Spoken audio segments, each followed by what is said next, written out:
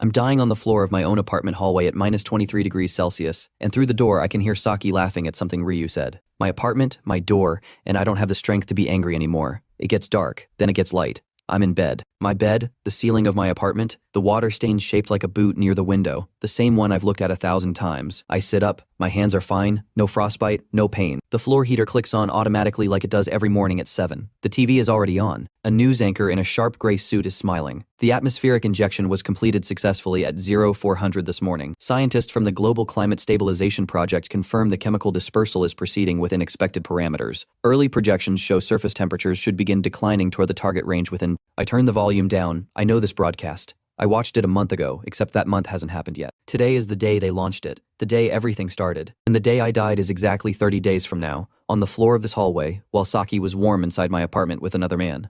I sit on the edge of the bed and don't move for a while. Then a window opens in the air in front of me. No sound, no flash of light. It's just there, a clean interface, pale blue text on a dark background, like something from a phone screen projected 2 feet from my face. Welcome. You have been given a second chance. Objective: build a level 100 shelter. Become the king of the Ice Age. Time remaining: 30 days, 0 hours, 0 minutes. I stare at it. Below the welcome message there's a menu. Most systems in games or movies show you one screen, a big flashy reward, a single glowing button. This one has tabs, 7 of them. The last tab is labeled Rules and Limitations. I click it. I read for 40 minutes. The system is not a miracle machine. That's the first thing I understand. It doesn't build anything. It supplies materials, raw panels, insulation, pipes, components, and it delivers them directly to a registered shelter object. What happens to those materials after delivery is entirely my problem. If I cut a panel wrong and waste it, the system doesn't send a replacement. The budget for each level is fixed. The second thing, quality is monitored. The system evaluates whether each completed stage is functional, not whether it looks finished, but whether it actually works. A wall that looks insulated but has a gap at the joint fails the check. A pipe that's connected but leaks fails the check. Failed checks result in reduced material allocation for the next level. The system calls this a deficiency penalty. It doesn't sound aggressive. It doesn't need to. The third thing, the system does not supply living things. Seeds, yes. Soil, growing medium, hydroponic equipment, yes. But livestock, poultry, anything biological with a heartbeat, not in the supply catalog. I read this line twice. I'll need to find a solution to that on my own. The fourth thing, weapons are registered. Every firearm the system provides is logged to a specific registered resident of the shelter. Transfer to an unregistered person triggers a 48-hour supply lockout. I think about what that means when strangers start showing up at the door asking to be let in. It means I need a process. I close the Rules tab and open the shelter registration function. I pointed at my apartment. Assessment, Haruto Apartment, 5F, Chuo District, Osaka. Structural thermal capacity, 31% social threat resistance, 8% combined score, 22% maximum achievable level, 25 note, high-density urban location. In social collapse scenario, building exterior will be occupied by displaced persons within 7 to 10 days. Recommend reassessment of shelter object. 22% even if I pour everything into this apartment. I hit level 25 and stop. At level 25, the shelter survives down to around minus 40. The projection I read in the forecast data, buried in a technical annex that nobody was reporting on yet, puts the floor temperature at minus 100. Level 25 is not a king's shelter. Level 25 is a slightly delayed death. I close the interface. The apartment is quiet. The TV anchor is still talking about the successful launch. Outside the window, Osaka looks exactly like it always does. Gray morning sky, vending machine lights on the corner, a taxi idling at the intersection. 30 days. I open the real estate listing site on my phone. This apartment belonged to my parents. I've lived here my whole adult life. I type in the address and start filling out the sale form. My phone buzzes. A message from Saki. Haruto, are you free tonight? I miss you. I read it. I set the phone face down on the table. I go back to the listing form. I don't reply. The listing goes up on a Tuesday. I price it 15% below market value. The apartment is clean, central, 5th floor with a view. It should move fast at the right number, and I need fast more than I need fair. 3 people come to view it in the first 2 days. The first one offers below asking. I say no. The second one wants to negotiate. I say no. The third one shows up with a briefcase and asks if I'll take cash settlement within the week. I say yes. While I wait for the paperwork to clear, I'm already driving. I have a short list of 12 properties pulled from commercial listings. Warehouses, factories, a decommissioned school, an old distribution center. Every morning I get in the car and drive. Every time I find a new address, I stop, get out, stand in front of the building and open the system interface. The system is fast with assessments. It takes maybe 4 seconds. Then the score appears with a breakdown. Day 2, a shuttered mall in Namba, 4 floors, underground parking. The score comes back at 51%. Breakdown, structural integrity adequate, but location flagged as high social conflict probability. The system estimates that in a societal collapse scenario, a building this size in this district would attract between 300 and 600 displaced persons within the first 2 weeks. I'd spend every resource defending the entrance instead of building anything. Day 3, a disused factory on the eastern edge of the city. 3 floors, decent bones, score 64%. Better, but the assessment notes the roof has load-bearing damage that would require structural repair before any upper-level insulation could pass a functional check.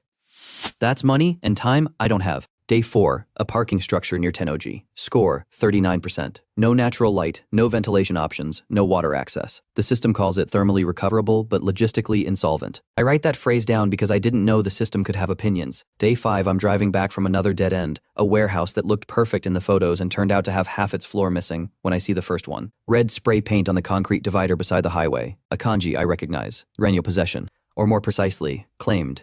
Below it, an arrow pointing toward the Nishinari district. On the next divider, 50 meters ahead, the same character, same red paint, same arrow. I slow down. On the shoulder of the road, there's a car that's been abandoned. Doors left open like whoever was in it, left in a hurry. On the hood, same kanji, same red, this time with a circle drawn around it. Someone is marking territory. The car radio has been on the whole drive. Background noise I stopped listening to an hour ago. I turn it up. Authorities have confirmed reports of an organized group occupying the Nishinari shopping complex. The group is demanding food and fuel from residents seeking to pass through the district. Police have responded, but I turn it back down. They're already organizing. We're 22 days out from the real cold and the predators are already staking claims. Whoever painted those signs on the highway didn't panic. They planned. That's more dangerous than desperation. I keep driving. Day 8. I almost miss it. The listing is easy to overlook. An old industrial warehouse, 18 kilometers outside the city, registered for commercial use. No active lease in 12 years. The photos show a building that looks like it's tired. Brick exterior darkened by weather, tall, narrow windows along the upper floor. A gravel yard enclosed by a chain-link fence that sags in the middle. Asking price is low because nobody wanted it before the world started getting colder. I drive out early in the morning. The surrounding area is flat and quiet. A line of trees runs along the eastern boundary, a proper stand. Not just ornamental, maybe 100 meters deep. There's a creek somewhere behind it. I can hear it. The road that leads here branches off the main highway 3 kilometers back and doesn't go anywhere else. I get out and open the system. The assessment runs. I watch the loading bar. It finishes. Assessment, abandoned industrial warehouse. Block 4, Higashi-Osaka outskirts. Structural thermal capacity, 74% expansion potential. High subsurface level detected. Approx. 280 SQM social threat resistance. 81% fuel source proximity. Confirmed. Wooded area, eastern boundary combined score, 100% maximum achievable level, 100. I read it twice. Then I read the note below it. Note, 100% score indicates full potential. Achievement of level 100 requires sequential completion of all subsystems. Skipping any subsystem blocks the next level unlock regardless of material availability. Each subsystem must pass a functional check before progression is authorized. I read that third line 3 times, sequential, every subsystem, no skipping. I think about the factory assessment, the one that flagged a roof problem before upper level work could proceed. The system doesn't just score the building. It runs the whole future build in a logic chain and checks every link. If I try to rush ahead and leave a gap, the chain breaks. I put the interface away and walk the perimeter. The brick is thick, old construction, pre-efficiency standards, which in this case means the walls hold heat the way modern thin panel buildings don't. The windows are high and small. The ground level entrance is a rolling shutter wide enough for a truck, plus a side door with a frame that's still solid. Inside, through a gap in the shutter, 2 floors of open space, a metal staircase on the far wall, and about 12 tons of debris, broken pallets, rusted equipment, old piping, garbage that's been accumulating for over a decade. I'm standing in front of the gate deciding whether to call the seller when something moves near the fence post on my left. A dog. Young, maybe a year old, and Akita, the coloring pale gold and white, sitting at the base of the post and watching me with the particular focused attention of an animal that has been waiting and isn't sure yet if the wait was worth it. No collar, no leash tied anywhere. A dented metal bowl nearby, bone dry. I open my bag and take out the onigiri I packed for lunch, split it in half, set one half on the ground in front of me and step back. The dog looks at the onigiri, looks at me. Gets up, walks to it, eats it in 2 bites, then sits back down in the same spot and keeps watching. I call the seller. The paperwork takes 2 days. The apartment money clears. After the purchase and transfer fees, I have 180,000 yen left. It sounds like something until I think about what I need to build, and then it sounds like nothing. I register the warehouse with the system. The interface acknowledges the address, runs a final structural confirmation, and then displays shelter object, registered, current level, 0 next unlock, level 1 materials condition for unlock, complete premises clearance. Estimated debris volume, 12 tonnes. Note, System delivery will trigger upon confirmation of functional clearance. Clearance is defined as removal of all non-structural debris and hazardous material from primary floor area. Partial clearance does not qualify. I look at 12 tons of debris spread across 2,000 square meters. The dog, I've started calling him Shiro in my head, white, though his coat is more gold than white, has followed me through the gate and is now sitting in the middle of the floor surveying the same disaster with what looks like professional judgment. I need workers. The posting goes up that evening. General labor, cash daily, immediate start, no experience required. One condition, willingness to work hard and ask few questions. One person responds, his name is Goro.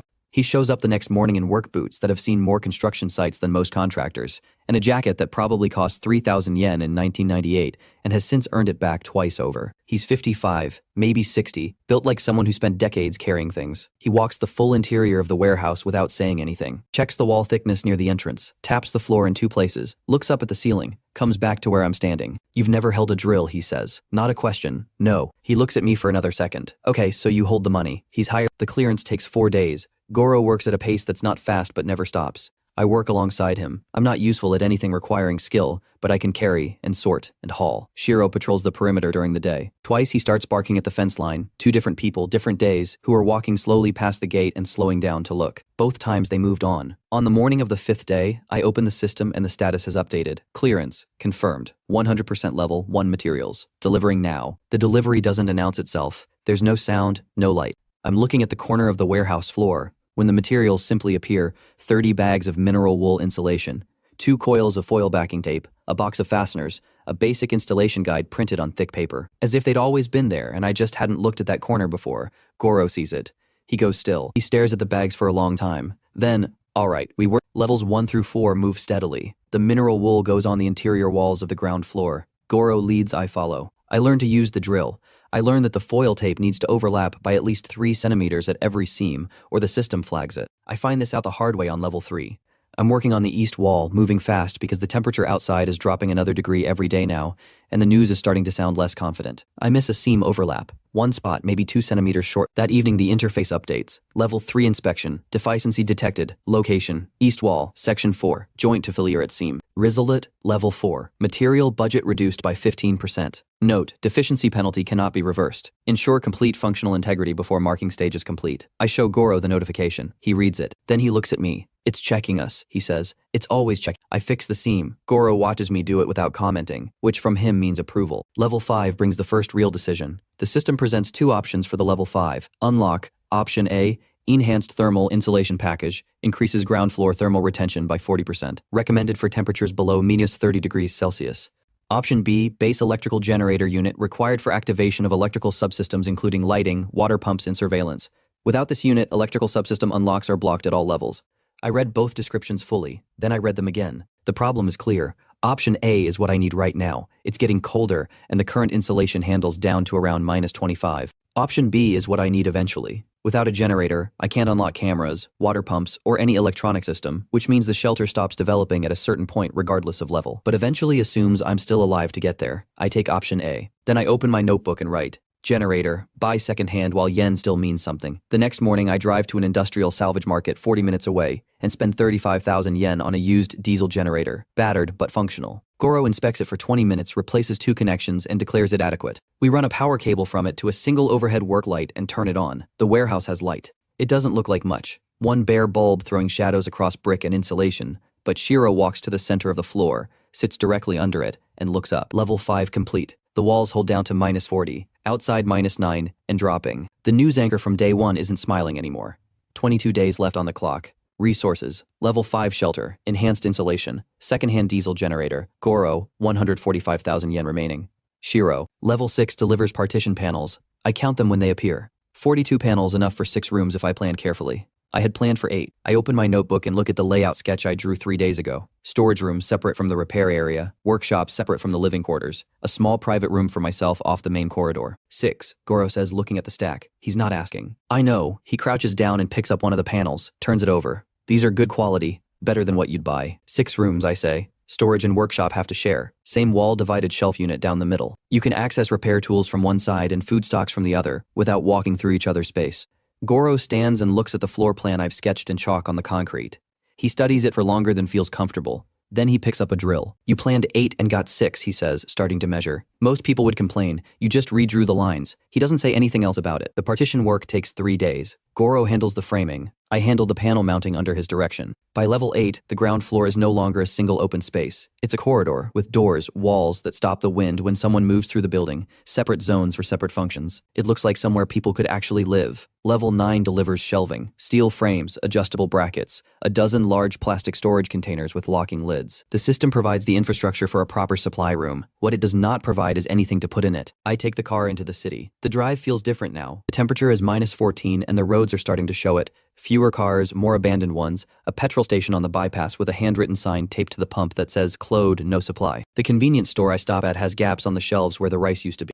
I buy everything they have left: 12 bags of rice, 2 crates of canned fish and vegetables, 6 large water containers, iodine tablets, salt, instant miso in bulk. The total is 62,000 yen. I pay in cash and load the car without counting what's left in my wallet until I'm back on the highway. When I get back, Goro helps me stack everything on the new shelves. He counts as he goes. He can't help it. He's that kind of person. When we're done, he stands back and looks at the full room. 2 people, maybe 3 months. He says 4 people, 6 weeks, will be more than 4. He looks at me. Soon, I say. He goes back to work. They arrive 2 days later. Shiro hears them first, a low sound in his throat. Not a bark, just a frequency that means something is coming, and I haven't decided yet. I check the gate. 2 people on foot coming down the access road from the highway. A woman and a man, both moving slowly, the kind of slow that isn't tired so much as careful. I watch them from the gate. Shiro sits beside me. The woman is young, early 20s, a medical bag over one shoulder, a posture that stays straight even when she's exhausted. The man is bigger, late 20s, moving like someone who spent years standing in one place watching for trouble. Both of them are dressed for weather, but not for this weather. Not for what's coming. They stop about 10 meters from the gate. The woman speaks first. "Is there someone in charge here?" "Yes," I say. "We're not here to take anything. We just need somewhere warm."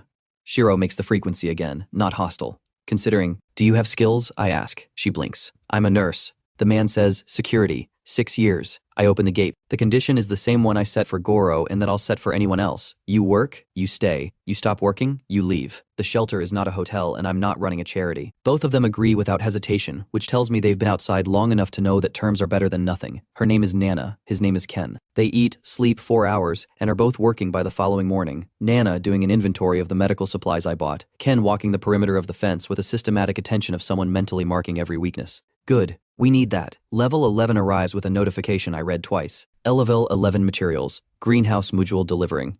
Polycarbonate wall panels X18, structural framing X1 set, grow light fixtures X6 soil medium 40 kilograms, seed variety pack X1. Note, greenhouse requires south-facing orientation for passive thermal gain. Current building orientation, suitable. And below that, in a separate box, advance notice. Level 13, small farm module delivering, animal enclosures X4, feeding equipment, bedding material, feedstock 30-day supply. Note, system supply catalog does not include live animals. Procurement of livestock is the responsibility of the shelter operator. I read the second note carefully. The system will build me a farm, structure, equipment, feed, but it won't populate it. That's my problem. Nana takes over the greenhouse before I even ask her to. It turns out her mother kept a kitchen garden for 20 years and some things don't leave you. She studies the grow light placement for half an hour, repositions 2 of the fixtures before I've said anything, and starts the first seed trays that afternoon. She knows what she's doing. The greenhouse goes up over 2 days. When the panels are locked and the lights are on and the first trays are set into the soil medium, it's the warmest room in the building. Standing inside it at -20 outside feels like a small miracle, except it's not a miracle. It's polycarbonate and insulation and positioning, and the system knowing what it's doing. Around level 12, Takashi shows up. He's not alone. He comes with 2 others, a man and a woman who look like they've been walking for a long time. But it's Takashi I notice first, because when I open the gate and ask the standard questions, skills, work, terms, the other 2 answer, and he doesn't. He's looking past me at the cable routing along the ceiling of the entrance corridor. "Who did the electrical?" he asks. "I did," Goro says from behind me, not bothering to turn around. "The routing is fine, but you've got a grounding issue on the secondary line. If you run anything above about 2 kilowatts off that circuit, it'll give you trouble." Goro turns around, looks at Takashi for a moment. "How old are you?" 24. "How do you know there's a grounding issue from standing at the gate?" "I can see the connection point from here. The clamp angle is wrong." Goro looks at the connection point, then at Takashi. "Get in." Takashi is a programmer by training, but electronics is how he thinks. Within the first hour, he's found 3 wiring problems I didn't know existed, fixed 2 of them, and made a list of components he needs for the 3rd. I add the parts to the next supply run. His 2 companions, a man in his 50s named Hayashi, and a quiet woman named Rika. Both have practical skills and both accept the terms. 6 people now. Plus, Shiro. Levels 13 and 14 bring the farm module. The enclosures go up in a section of the ground floor I've been keeping clear. 4 separate pens, feeding troughs, a water line, storage for the feed the system delivered. Everything except the one thing that makes a farm, a farm. I stand in the empty pens and look at the 4 walls and the clean straw bedding and the full feed troughs. Takashi, I say. Already looked it up, he says, coming to stand beside me. There's an agricultural property about 5 kilometers north. Satellite view shows outbuildings that haven't been demolished. Somebody kept livestock there. How do you know they left? Because everybody left? He pauses. Mostly everybody. I look at Ken. He's already reaching for his jacket. They take the van and are gone for 2 hours. When they come back, the van is making sounds I've never heard a van make. A specific collection of indignant noises from the cargo section that Goro identifies before they've even opened the doors. Chickens, he says flatly. 4 chickens and 2 rabbits alive. Unhappy about the van ride, but uninjured. Ken looks like he's had a complicated morning. Takashi looks faintly satisfied. I help move the animals into the pens. Nana comes to look and immediately starts checking them over the way she checks everything. Hands-on, methodical, taking notes. The chickens settle within the hour. The rabbits take longer. Shiro sits at the entrance to the farm section and watches with extreme professional focus until I tell him firmly to go somewhere else, which he does, but slowly. Goro appears at my shoulder. Was that in the plan? The system said, find them yourself, so I found them. He watches one of the chickens investigate its water trough. I've worked for a lot of people, he says. Most of them, when something doesn't come the way they expected, they stand around waiting for it to come another way. He doesn't finish the sentence. He doesn't need to. That evening, the 2 refugees from Level 12's group, Hayashi and Rika, are quiet at dinner, quieter than usual. After we eat, I ask them directly what they're holding back. Hayashi looks at his bowl for a moment, then he talks. They came from a shopping mall in Nishinari. A group of survivors had been using it as a base, about 40 people, pooling resources, rotating watch shifts. It worked for about a week. Then other people arrived, not as refugees. They came organized, a clear hierarchy, assigned roles, communication equipment, led by a man who introduced himself as Kazuma. Calm voice, maybe 40 years old, no wasted movements. Kazuma gave everyone in the mall 2 options. Option 1, stay and work under his structure. Option 2, leave with what you can carry. He didn't threaten anyone, I ask? He didn't need to, Hayashi says. He just explained the options and waited. When about a third of the people said they weren't staying, he helped them pack, politely. Then he watched them walk out the door. A pause. Into -22. How many people does he have? When we left, close to 70. More kept arriving. His people went out recruiting. The woman Rika speaks for the first time. He talked about the system. He knew what it was. He said the shelters built with the system were the real resources. Not the food, not the fuel. The shelters. I look at her. He said that specifically? He said he'd already taken one. The table is quiet. Until today I was building against the cold. -100 degrees, 30 days.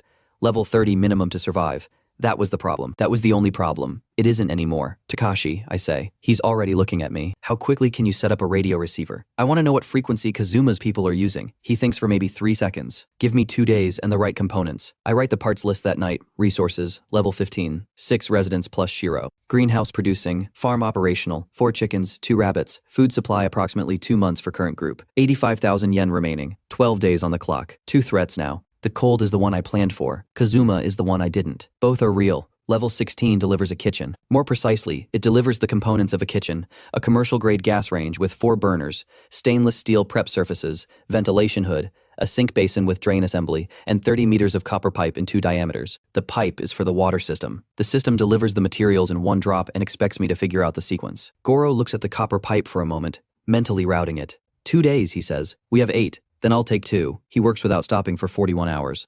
I know because I check the time when he starts and check it again when he straightens up, wipes his hands on a rag, and says the pipework is done. He eats, sleeps 6 hours, and comes back to finish the range installation and hood venting. I help where I can. Mostly I stay out of his way and hand him things when he asks. On the evening of the second day, Nana cooks rice and miso soup and grilled fish from the canned stock. Nothing complicated. She serves it in the new kitchen, at the folding table we've set up along the wall, and everyone sits down together for the first time. Nobody talks much. The soup is hot. The kitchen smells like food instead of concrete dust and insulation adhesive. Outside, the temperature is -17. In here, it's warm enough that Ken has taken off his jacket. Shiro sits near the doorway and receives a piece of fish from Takashi, which he eats with dignity. Goro finishes his bowl, sets down the chopsticks, doesn't say anything. That's how I know it's good. Level 17 fills out the kitchen. Level 18 is supposed to be the boiler room. I check the unlock conditions for level 18 as soon as the level 17 materials are delivered. Level 18 unlock. Boiler system status. Blocked reason. Prerequisite not met. Water circulation system incomplete. Current functional status of water system. 70% repeated status for unlock.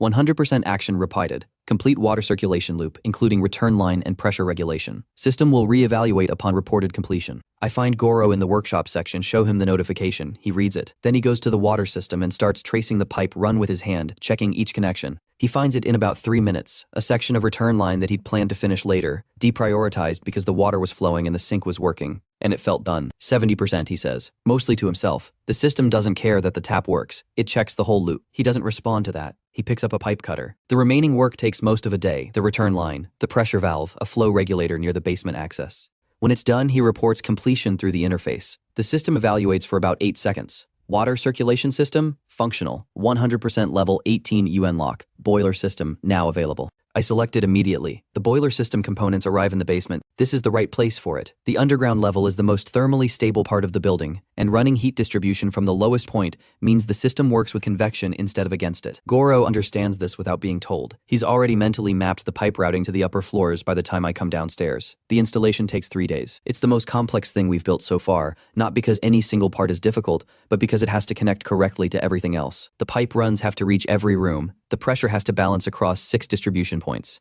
The boiler itself has to be mounted level, sealed properly, and integrated with the ventilation so the combustion gases go out, rather than in. On the second day, I open the system spec sheet for the boiler unit and read the operational notes. And then I read the line I should have checked earlier. Fuel requirements. The boiler system operates on wood, coal, or diesel fuel. The system supply catalog does not include fuel of any type. Fuel sourcing and ongoing supply is the responsibility of the shelter operator. I sit with that for a moment. The system built me a boiler that needs fuel and has no intention of providing it. I look at the delivery again. The boiler, the pipes, the fittings, the control unit. Perfect, complete, entirely useless without something to burn. I go to the window that faces east and look at the tree line. The wooded area along the eastern boundary is a proper stand of timber, mostly cedar and cypress, dense, maybe 300 meters deep before it opens to the creek. In normal circumstances, cutting wood, there would require permits. In current circumstances, permits are a concept that stopped mattering about 10 days ago. Ken and Takashi start the next morning. I have 2 handsaws, 1 chainsaw from the salvage market, and 2 people who are capable of using them. They work in 2-hour shifts, cold management, not fatigue management. And by the end of the first day, we have enough wood stacked inside the eastern wall to run the boiler for 4 days. It's not enough, not nearly. We need 3 months of supply. I tell them at dinner. Ken does the math out loud. At current consumption rate for the boiler, 3 months is roughly a lot of trees. Every day that it's safe to go outside. I say, we cut. Takashi nods. He's already thinking about something else. I can tell by the angle of his head. What? I ask. I've been working on the radio receiver, he says. I finished it this afternoon. He built it from components I bought on the last supply run into the city. That trip already feels like a different era. The city looked like a city. Stores were open. The temperature was only -14. He's assembled the receiver on the workbench in his section of the shared workspace, a compact unit with a digital frequency scanner and a small speaker, connected to an antenna wire. He ran up through a gap near the eastern wall. He turns it on after dinner, and we sit around the workbench listening to static with occasional voices bleeding through. Most of what we catch is personal, people on home radios trying to reach family members, a few automated emergency broadcasts that stopped being updated 2 days ago, a ham operator somewhere to the north reading weather data into the void. Then Takashi finds the frequency. The voice is calm, not the calm of someone who is trying to sound calm, the calm of someone for whom calm is a professional standard. Sector 7C secured. Inventory count. 2 weeks food supply. 40 personnel absorbed into operational structure.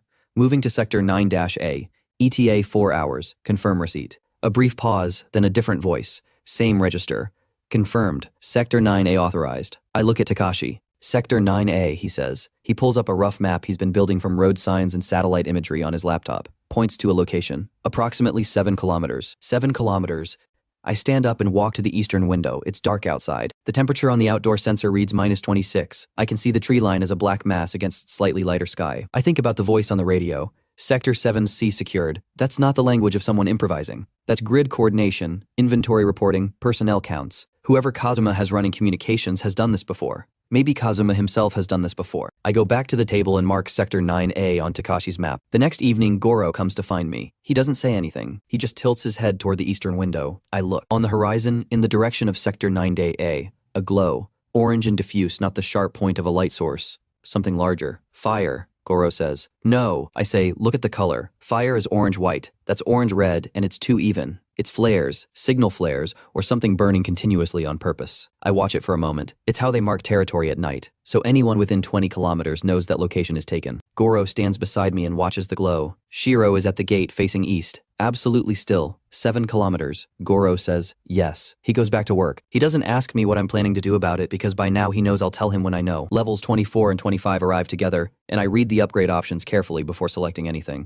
Level 24-25 combined upgrade. Select one. Option A. Expanded boiler capacity increases heat output by 60%, supports up to 25 residents at sustained comfort temperature. Recommended for shelters expecting population growth. Option B, mechanical ventilation system. Full air circulation and filtration for sealed shelter operation. Warning, at external temperatures below -70°C, passive ventilation becomes non-functional. Without mechanical ventilation, CO2 buildup in sealed shelter reaches critical levels within 6 to 8 hours. And below both options, the system reminder I've read before. Note, Emergency Advance Unlock is available for non-selected option. Cost, material allocation for next 3 levels will be 0. This penalty cannot be waived. I read the warning on option B 3 times. At -70, passive ventilation stops working. We're currently at -26 and dropping. The projection data I've been tracking puts the floor temperature at -100. That means at some point, probably within 3 weeks, we will be in a sealed shelter with no natural air exchange. Without mechanical ventilation, everyone inside dies of CO2 poisoning in 6 to 8 hours.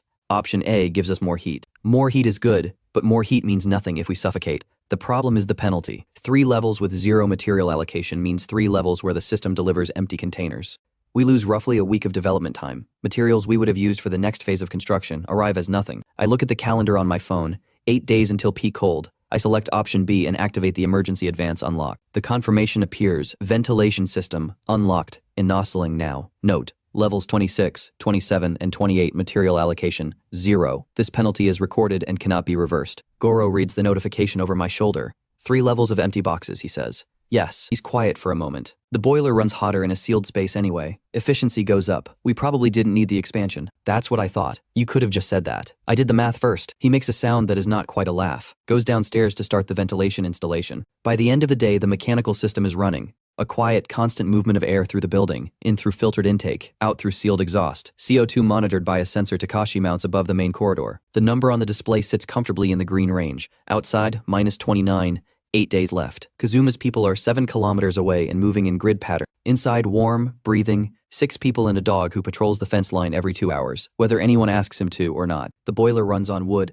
The wood comes from the tree line. The tree line is still there. For now, that's enough. Resources level 25. Boiler system, operational. Fuel, wood, ongoing supply from eastern tree line. Current stock, 3 weeks. Full mechanical ventilation active. 6 residents plus Shiro. Marauder activity confirmed 7 kilometers east. 8 days remaining. 85,000 yen. 3 penalty levels incoming. 26, 27, 28 deliver 0 materials. Levels 26, 27, and 28 deliver empty boxes, not metaphorically. The system drops the containers on schedule, same size, same markings as always. And when I open them, there's nothing inside. Clean plastic walls, intact lids, air. The penalty I accepted when I took the ventilation advance is paying out exactly as advertised. Goro opens the first box, looks inside, closes it, opens the second, closes it. Stands back with his arms crossed. You knew, he says. It's not quite an accusation. I knew too. He looks at the stack of empty containers, still angry. That's fair. He picks up one of the empty boxes and carries it to the storage room to use as a shelf extender. Practical to the end. The 3 penalty levels aren't wasted time. Exactly. Without new materials arriving, there's nothing to install, but there's plenty to do. Ken and Takashi are in the tree line every day that the weather allows, building the firewood stack against the eastern interior wall. Nana is tracking the greenhouse output and adjusting the grow light schedule based on what the seedlings are actually doing versus what the instruction sheet says they should be doing. Hayashi and Rika have taken over daily maintenance rounds, checking seals, monitoring the boiler pressure, logging the CO2 display readings that Takashi set up in the main corridor. The shelter runs. It runs without new materials because it was built correctly enough that it doesn't need constant addition to function. That's not an accident. That's what the sequential build was for. Level 28 ends and level 29 arrives with the armory. The delivery is straightforward. A steel gun cabinet with a locking mechanism keyed to the system interface, 4 hunting rifles with basic sighting, 400 rounds of ammunition in sealed boxes, and a notification I read before I touch anything. Armory system important. All firearms are registered to specific shelter residents at the point of issuance. Transfer of a registered firearm to any unregistered individual will trigger a 48-hour lockout on all future armory supply deliveries. Registration requires full name, shelter residency confirmation, and system acknowledgement. Unregistered individuals may not receive or use system-issued firearms. I call everyone into the main room. There are 7 of us. I explain the registration system clearly, what it means, what the penalty is, why it matters. Then I tell them I'm registering 4 people tonight. Myself, Goro, Ken, and Nana. Takashi, Hayashi, and Rika will be registered tomorrow. after a conversation I need to have with each of them individually. Not because I distrust them, they've all been here long enough to have earned basic trust, but because firearm registration under the system is permanent, and I want to be deliberate about it. Takashi nods immediately. Hayashi looks at the rifle cabinet and nods. Rika just says, understood. Ken handles the registered weapons from the first evening. He checks each rifle the way he checks everything. Slowly, completely, starting at one end and working to the other. He shows Goro how to load and clear. Goro goes through the motions without enthusiasm, but with the same precision he brings to everything else. I was hoping it would give us something more useful, Ken says, looking at the hunting rifles. What did you have in mind? Something with range. We have the tree line. Anything coming from the east has to cross open ground before it reaches the fence. A hunting rifle at that distance is adequate.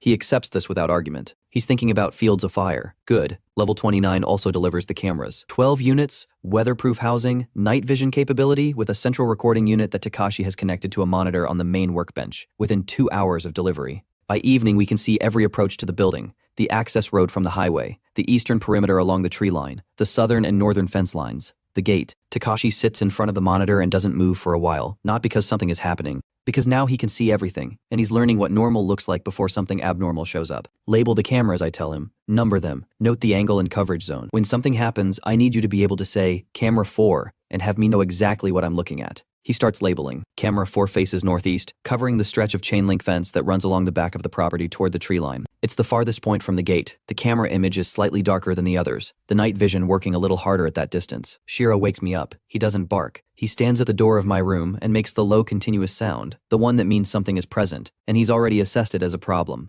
I'm up before I've consciously decided to be pulling on boots, moving to the monitor room. Takashi is already there. Camera 4, a figure at the fence line on the outside, standing still. Not trying to climb, not moving along the perimeter, just standing there facing the building. There's something in their hands, but the image resolution at this distance makes it hard to read. A notebook maybe, a device of some kind. Shiro comes and stands beside me, looking at the monitor, still making that sound. How long? I ask Takashi. He was there when I sat down, maybe 10 minutes before you came in. Ken appears in the doorway fully dressed, one of the rifles in hand. I can go out the side door and come around through the tree line. No, I say. He waits. We don't go out. We watch. If he's doing reconnaissance, going out confirms we noticed him. Staying in means we're either asleep or we don't care. Either way, he learns less. Ken lowers the rifle slightly. He doesn't agree. I can see that, but he waits. The figure stands at camera 4 for 23 minutes. Then turns and walks east, back into the tree line, and disappears. Nobody sleeps much after that. In the morning, there's a mark on the gate. Red spray paint. The same kanji I saw on the highway dividers 3 weeks ago, Genyo claimed, this time without an arrow. Just the character, centered on the gate panel, fresh enough that if I'd come out an hour earlier, I would have seen it being applied. I stand in front of it in the cold for a moment. Kazuma's people know this location. They know the building is occupied. The lights, the smoke from the boiler exhaust, the antenna wire Takashi ran up the wall. They've logged it in whatever grid system they're using. Sector something, a notation in a database, a location to return to. I take a photograph of the mark with my phone, then I go inside. I don't tell everyone at breakfast. I tell Ken and Takashi and Goro. The others will know eventually, but there's nothing useful they can do with the information right now, and worry is a resource expenditure that doesn't produce output. He was measuring the fence, Ken says, looking for weak points. The back section near camera 4 is still chain link. That's what he was mapping. I know. We need solid panels back there. We will have them. We're 2 levels from the fence upgrade. He accepts this, barely. The government announcement comes through on the radio at noon. An official voice, the kind that reads from a prepared text and doesn't deviate, informing the residents of Osaka Prefecture that a mandatory evacuation order is now in effect for all urban zones. Emergency shelters have been established at designated inland locations. All residents are urged to proceed immediately. The atmospheric temperature is expected to continue falling beyond safe human tolerance within 48 to 72 hours. 48 to 72 hours. 2 days. Everyone is in the main room. They've all heard it. The radio sits on the table still crackling with the repeat broadcast. Same words, same voice, on loop. Nana looks at me. Are we going? No. The emergency shelters are large buildings full of people who all need heat, food, and water, being managed by a government that couldn't stabilize the atmosphere when they had a month to try. I look at the rest of the room. We have heat, we have food, we have water, we have walls that will hold. Silence. The radio loops again. Mandatory evacuation order now in effect. Goro turns it off. 2 days later, the system delivers level 30. Level 30. Materials. Emergency. Thermal barrier installing. Full perimeter thermal reinforcement. Upgraded window ceiling. Subfloor heating layer for basement level. Odd-dated shelter tolerance. Nated 85 degrees Celsius sustained. Note, this upgrade represents a critical threshold. Temperatures below 85 degrees Celsius will require further structural upgrades to maintain habitability. The installation runs automatically overnight. This is the first time the system has handled installation without requiring our labor. When I wake up, the walls feel different, not visibly different. But the building holds the heat from the boiler more completely, the way a properly sealed thermos holds temperature compared to an open container. The outdoor thermometer reads -42. I bring everyone together in the main room, show them the level 30 notification, the new tolerance rating, the temperature outside. Goro looks at the display for a long moment, then at me. You always knew this number, he says. 30. You've been working toward exactly 30 since the day I arrived.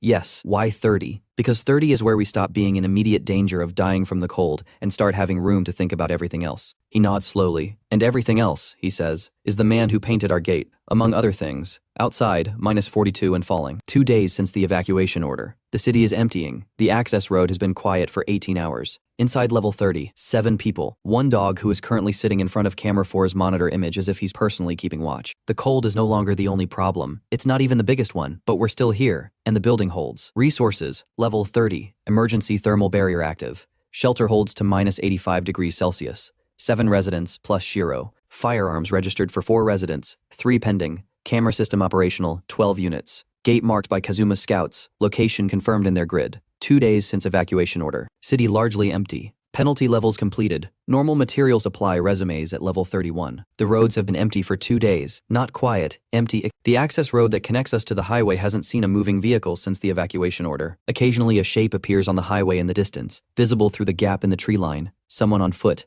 moving fast, not stopping. By the second day, even those stop appearing. Outside the thermometer reads -60. The boiler runs on an 8-hour fuel cycle now. Ken and Takashi stopped being able to cut wood when the temperature dropped past -45. The cold at that level isn't manageable with the gear we have for extended outdoor work. We have enough stockpiled to last 3 weeks at current consumption. After that, either the temperature rises enough to cut safely or we find another solution. I've already started thinking about what that solution is, but that's a problem for later. The shelter holds at +14 inside, the chickens are laying, the greenhouse is producing its first usable greens, the CO2 display in the corridor reads normal. 7 people are alive and functional inside a brick building at -60 because we built it correctly, in the right sequence, without skipping anything. For about 4 hours it feels almost manageable. Then Takashi puts his hand up from the radio station.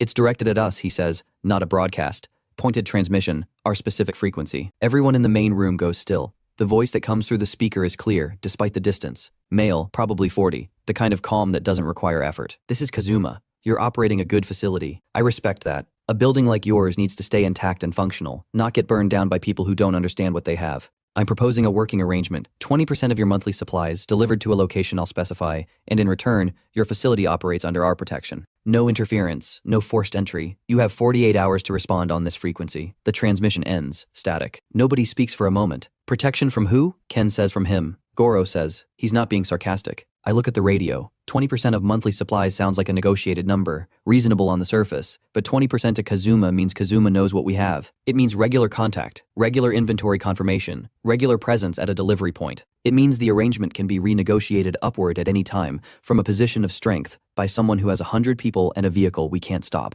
I don't respond. 48 hours pass. I spend them working. Level 31 materials have started arriving again after the 3 penalty levels, and the steel fence panels that should have come at level 29 are finally here. Goro and Ken spend both days mounting panels over the chain link sections, starting with the northeast run that the scout was mapping from camera 4. On the 49th hour, the radio activates again. Same voice, same calm. Silence noted. That means you're thinking. Thinking is smart. Think faster. I stand at the radio for a moment. Then I sit down next to Takashi. Can you make our signal look weaker than it is? I want anyone receiving us to think we're a small group. Bad equipment, low power, not much to offer. Takashi turns this over. That's a hardware problem, not software. You'd need to physically reduce transmission power and add interference to the outgoing signal. Not complicated, but it takes some adjustment. He pauses. The tricky part is making it sound natural. Artificial interference sounds artificial if you know what you're listening for. Does Kazuma know what he's listening for? His communication setup is professional. Whoever runs it probably does. Can you do it anyway? Another pause. Longer, yes. It takes him 90 minutes. He modifies the transmission unit, adds a component that degrades the outgoing signal in a specific way, the kind of degradation that looks like old equipment and a weak power source rather than deliberate manipulation. He tests it twice before he's satisfied. I key the radio received. I keep my voice flat, slightly strained, the way someone sounds when they're cold and tired, and not sure the radio is working. 7 of us here. Food is low, maybe a month left. We don't have anything to share. We're barely managing. I release the key. 20 seconds of silence. Then Kazuma's voice. Understood. We'll check. The transmission ends. I look at Takashi. He looks at me. We'll check means he's going to send someone. That was already happening. The scout at camera 4 confirmed that. But now he's going to send someone expecting to find a struggling group of 7 people with a month of food and weak radio equipment. What he finds instead will tell him something. I need to make sure what he finds matches the story. When the next scout comes, I tell Ken. One light on in the building, not all the rooms. Wood pile visible but small, move most of it to the basement before they arrive. No activity on the perimeter. Ken starts to object. I know, it feels wrong, but we're not ready for a direct confrontation yet. We need 2 more levels. He doesn't like it. He agrees. 3 days later, Shiro wakes me again. Camera 2? Not camera 4, 2, which covers the access road and the main gate. A figure on foot coming down the road from the highway direction, moving slowly. Alone, I watch for a minute. The figure reaches the gate and stops. Something about the posture is familiar before I can explain why. The way they stand, weight slightly to one side, arms crossed against the cold.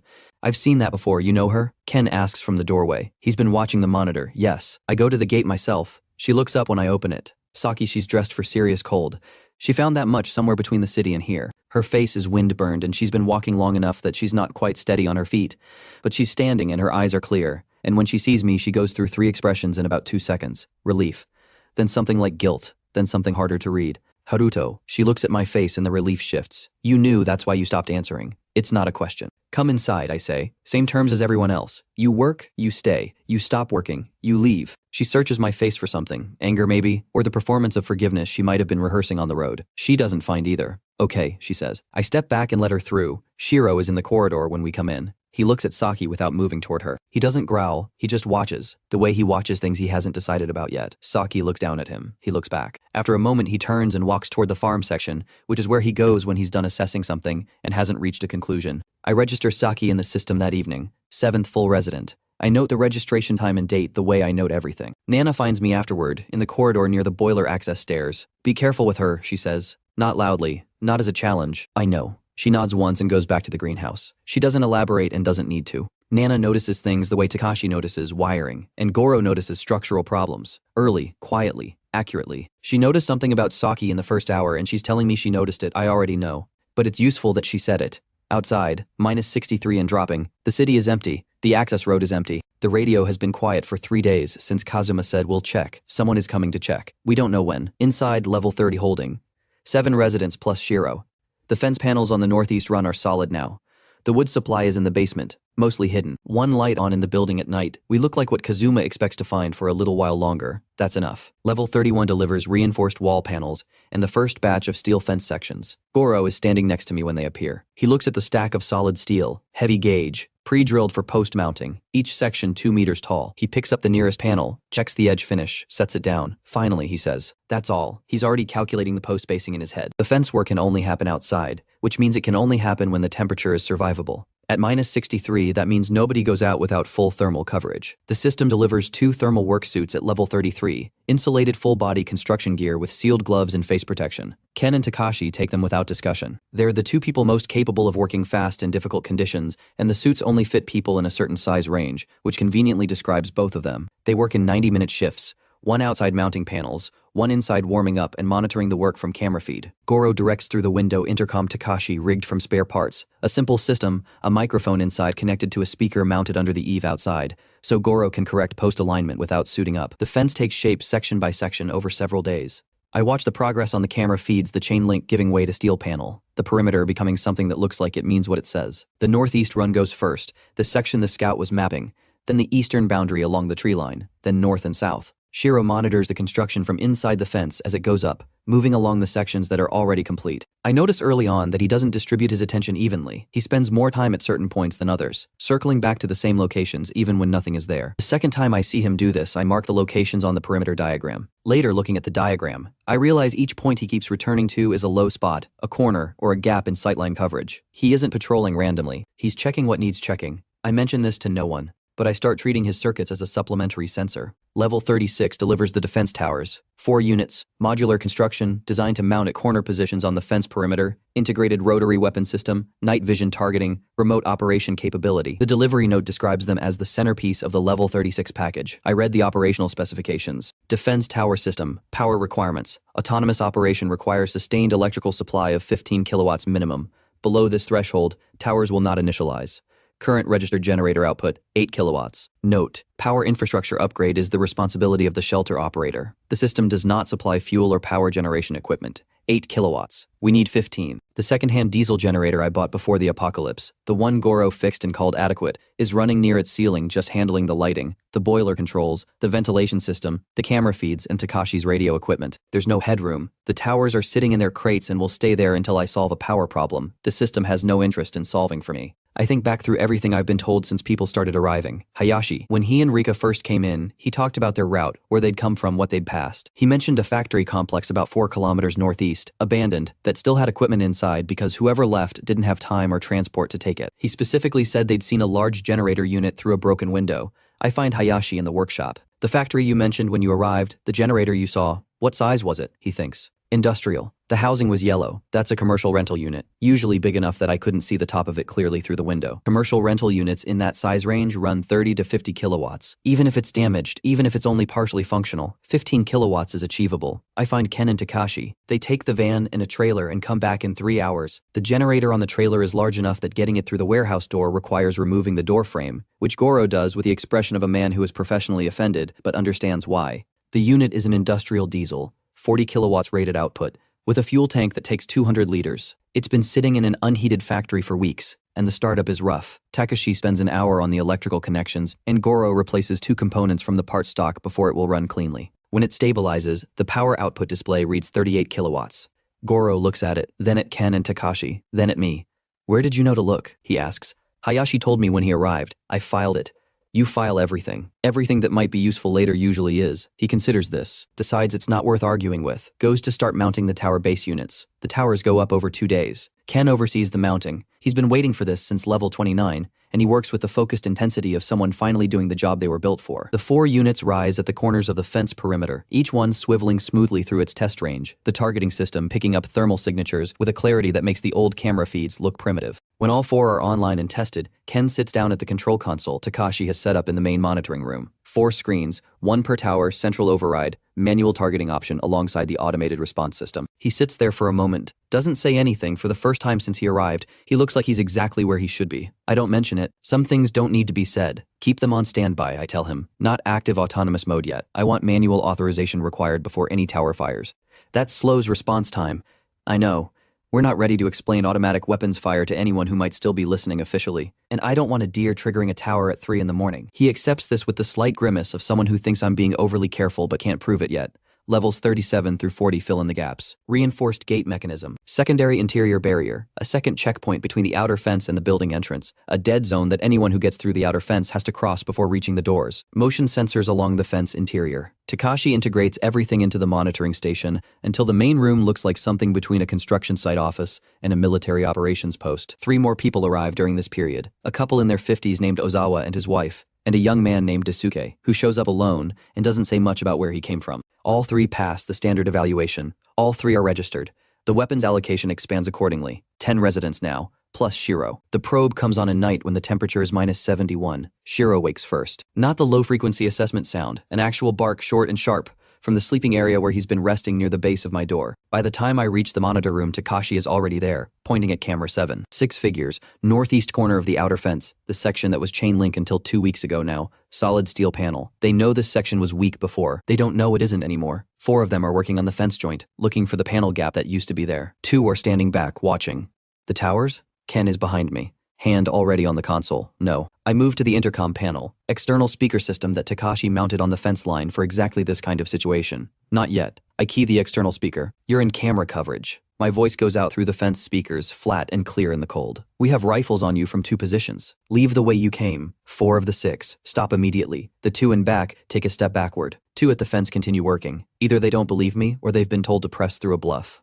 I look at Ken. He's already on the tower manual control. Tower 2, northeast coverage. I nod. The burst hits the ground 2 meters in front of the fence. Snow and frozen dirt. The sound in minus 71 air is very sharp and very clear. All 6 figures turn and run. We watch them on the cameras until they're off the edge of the feed range, heading northeast toward the highway. Goro is in the doorway of the monitor room. He watches the empty camera frame for a moment. "You had clear shots on all 6, he says. "Yes. Why didn't you take them?" because Kazuma sent 6 people expecting to find a weak fence and a scared group. 6 people will come back and report that the fence is solid. There are cameras, there are weapons, and whoever is inside responded fast and controlled the engagement without panicking. I turn off the speaker system. That report changes Kazuma's calculation. He was planning for a small operation. Now he has to plan for something larger. That takes time. And time is what we're still building with. Goro is quiet for a moment.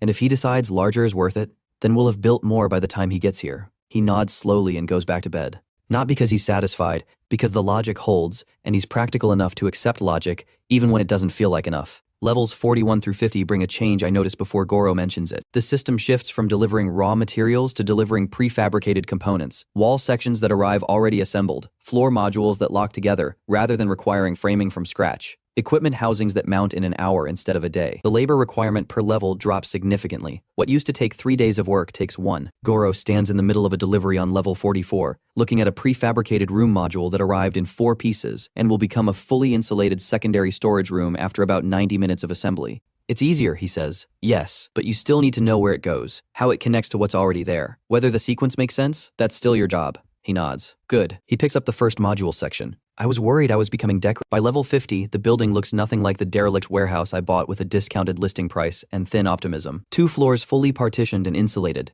Basement operational as boiler room and secondary storage. Greenhouse and farm producing on schedule. Full perimeter fence with 4 active defense towers. Camera coverage on every approach. A monitoring station that runs around the clock. Mechanical ventilation, maintaining clean air at -75 outside. I walk the perimeter one evening, inside the fence, Shiro making his rounds beside me, and do the count I started doing at level 5. 10 people, enough food for 2 months at current consumption, with greenhouse production extending that estimate weekly, firewood for 2 months in the basement, diesel for the industrial generator through level 60 at least, 4 defense towers, manual authorization, trained operator, 12 cameras, all weapons registered. Shiro stops at the northeast corner, the spot he always checks, where the fence panel joins. He sniffs the base of the post, confirms something I can't sense. Moves on. I know, I say to him. They'll come back. He doesn't disagree. Resources level 50. 10 residents plus Shiro. Full perimeter fence complete. 4 defense towers active. Manual mode. Industrial generator 38 kilowatts output. Boiler fuel 2 months. Food supply 2 months and growing. Prefabricated assembly phase active from level 41 onward. Kazuma's 6-person probe repelled. Expected escalation incoming. 3 weeks after level 50, the shelter runs on its own rhythm. Nana does a medical check on every resident every 4 days. Blood pressure, temperature, hydration, hands and feet for early frostbite signs in anyone who's been outside. She runs the greenhouse on a light schedule she adjusted herself, ignoring the original instruction sheet after the 2nd week, because the plants were telling her more than the paper was.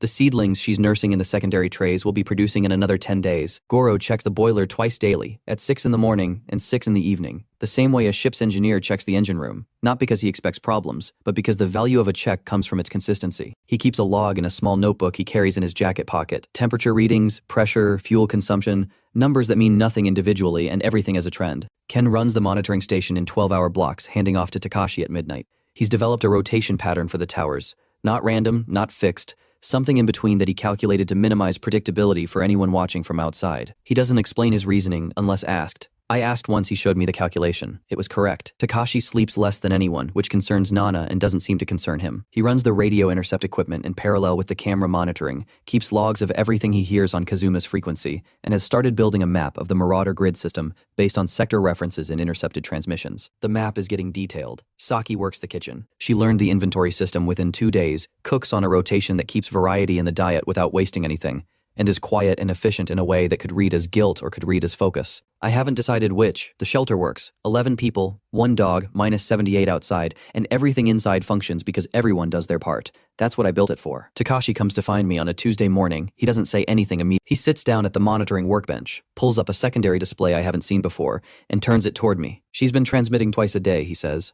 Once around noon, once around 2 in the morning. Short bursts, low power. The signal is weak enough that I almost didn't catch it. It's designed to look like equipment noise on the frequency band. I look at the display. Signal traces, timestamps, duration, regular, consistent, intentional. How long have you known? 4 days. I wanted to be sure before I came to you. Can you read it? Partially. It's a simple cipher, not sophisticated, just consistent. I've broken about 60%. He pulls up the decoded content. Coordinates for this building. Floor plan of the ground level. Not perfect. She got a few room positions wrong, but close enough. Generator location. Ken's shift timing. I read through the decoded fragments. The coordinates are accurate to within 20 meters. The floor plan has our kitchen in the right place, the storage room, the monitoring station. The generator is listed at its old location, the position it was in before I moved it last week as part of the level 47 reconfiguration. Ryu, I say. It's at the bottom of the most recent decoded fragment. Ryu standing by, waiting for signal. I cross-reference the name against the intercept logs from Kazuma's frequency. Takashi says he pulls up another window. Ryu appears in 3 separate transmissions from Umeda Station over the past 2 weeks, always in the context of external operations. He's not running anything inside. He coordinates assets in the field. External agent, Saki, is his asset inside.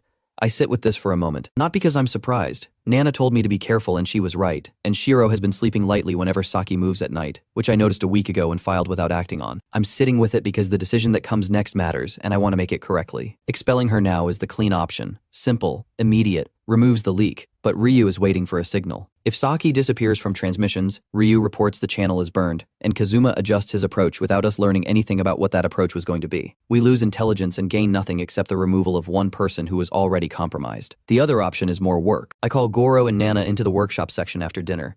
When Saki is in the kitchen doing the post-meal inventory count she does every evening, I show them what Takashi found. Goro reads the decoded fragments without expression. Nana reads them and her face does something complicated that settles into the same stillness she uses when she's making a clinical decision. You're not going to expel her, Goro says. Not a question, no. Then what? She's been mapping the generator location. The real location moved at level 47. She doesn't know that. She has Ken's shift timing as it was 2 weeks ago. I'm going to change the rotation starting tomorrow. The floor plan she transmitted has 3 rooms in the wrong position.